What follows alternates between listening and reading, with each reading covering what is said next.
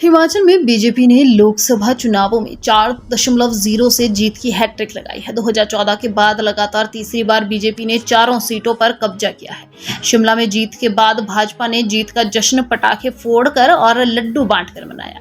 इस दौरान सीटीओ चौक से लोअर बाजार होते हुए भाजपा ने रैली निकाली, जिसमें शिमला सीट से दूसरी बार जीत दर्ज करने वाले सुरेश कश्यप और बीजेपी प्रदेश अध्यक्ष राजीव बिंदल सहित कार्यकर्ता मौजूद रहे। सुरेश कश्यप ने जीत दर्ज करने के बाद कहा कि हिमाचल में मोदी मैजिक का असर दिखा और भाजपा ने चुनावों में बड़ी जीत हासिल की। जीत के लिए मैं जनता का आभार जताता हूं और कहा कि यह जीत कार्यकर्ताओं की जीत है। उन्होंने इस दौरान कांग्रेस को भी निशाने पर लिया। भाजपा प्रदेश अध्यक्ष राजीव बिंदल ने कहा कि भाजपा चारों सीटों पर जीती है। मुख्यमंत्री और उप मुख्यमंत्री ने पूरा जोर लगाकर प्रयास किया, लेकिन सफल नहीं हुए। यह उनकी हार है। उन्होंने कहा कि मुख्यमंत्री को जनता का जनादेश स्वीकार करते हुए अपने पद से इस्तीफा दे देना चाहिए। वहीं उपचुनाव में हार को लेकर राजीव बिंदल ने कहा कि मुख्यमंत्री ने लोकतंत्र को हाईजैक करने का प्रयास किया है। भाजपा के प्रत्याशियों पर दबाव बनाया गया, उन पर झूठे मुकदमे बनाए गए। उन्होंने कहा कि देश की जनता ने पीएम मोदी के नेतृत्व को पूरा आशीर्वाद दिया है। एनडीए को जनता ने पूर्ण बहुमत दिया है।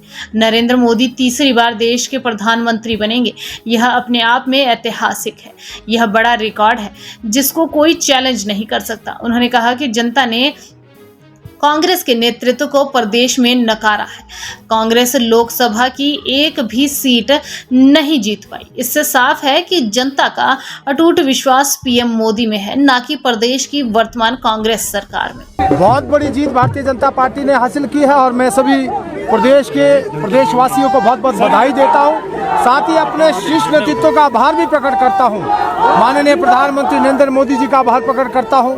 राष्ट्रीय अध्यक्ष जगत प्रकाश नड्डा जी का आभार प्रकट करता हूं। हमारे प्रदेश के डॉक्टर राजीव बिंदल जी का आभार प्रकट करता हूं। नेता प्रतिपक्ष श्री जयराम ठाकुर जी का आभार प्रकट करता हूं। इसके अलावा हमारे जितने भी तमाम नेतागण हैं, प्रदेश के, जिला के, मंडल के और पन्ना स्तर के नेताओं का धन्यवाद करता हूं। साथ ही साथ सभी प्रदेशवासियों का, विशेष रूप से अपने संसदीय क्षेत्र के समस्त जनता का भी बहुत बहुत धन्यवाद और आभार प्रकट करता हूं, जिन्होंने कड़ी मेहनत की, बहुत मुशक्कत की और इस अप्रत्याशित जीत को भारी जीत में कन्वर्ट किया। सर, जहां पर कांग्रेस का गढ़ था वहां से आपको भारी लीड मिली है। सोलन की बात करें, शिमला की कुसुमती, सारी जितनी भी यहाँ पर लीड मिली है, किस तरह का संकेत आप देखते हैं? देखिए, शिमला की जीत, शिमला में मुख्यमंत्री, 5 मंत्री, 3 सीपीएस, दर्जनों चेयरमैन और वाइस चेयरमैन, इसके बावजूद भी हमारे कार्यकर्ताओं ने जिस दम के साथ काम किया, उसी का नतीजा है कि आज भारतीय जनता पार्टी ने शिमला में जीत दर्ज की और तीनों जिला में बहुत अच्छे मार्जिन से जीत दर्ज की है। हिमाचल प्रदेश की जनता ने स्पष्ट जनादेश दिया है। वो जनादेश श्री नरेंद्र भाई मोदी जी के पक्ष में है। मोदी जी को अपना आशीर्वाद हिमाचल की जनता ने दिया है। श्री जगत प्रकाश नड्डा जी, माननीय राष्ट्रीय अध्यक्ष जी को अपना आशीर्वाद हिमाचल की जनता ने दिया है। दूसरी ओर हिमाचल में कांग्रेस की सरकार 1.5 साल से चल रही है। श्री सुखविंदर सिंह सुक्खू जी के नेतृत्व की जो सरकार है, उसके खिलाफ हिमाचल की जनता ने स्पष्ट जनादेश दिया है। कांग्रेस की सरकार को नकार दिया, सुखविंदर जी की सरकार को पूरी तरह रिजेक्ट कर दिया है। जहां से सुखविंदर सिंह सुक्खू जी स्वयं मुख्यमंत्री बने हैं, वहां से भारतीय जनता पार्टी लीड लेकर के आई है और थोड़ी बहुत नहीं, 2-2 लाख वोटों से वहां से हमारा सांसद जीता है। उप मुख्यमंत्री जहां से है, वहां से भारतीय जनता पार्टी को जीत और बढ़त मिली है। इसलिए हिमाचल की जनता के जनादेश को मुख्यमंत्री जी स्वीकार करें और तुरंत अपने पद से इस्तीफा दें। उनके मुख्यमंत्री बनने के बाद ये दूसरी बड़ी हार है। पहली हार राज्यसभा के अंदर चारों खाने चित्त हुए मुख्यमंत्री, दूसरी हार 4 की 4 सीटें हारे मुख्यमंत्री। कल तक खूब जोर से बोल रहे थे चारों हम जीतेंगे। इसलिए रही बात उपचुनावों की, हमें बहुत खेद है, मुख्यमंत्री जी ने लोकतंत्र हनन की सारी सीमाएं पार की। हमारे लाहौल स्पीति के विधायक, उनके घर पर डोजर चलाया, एक बार नहीं 3 बार चलाया। झूठे मुकदमे दर्ज किए।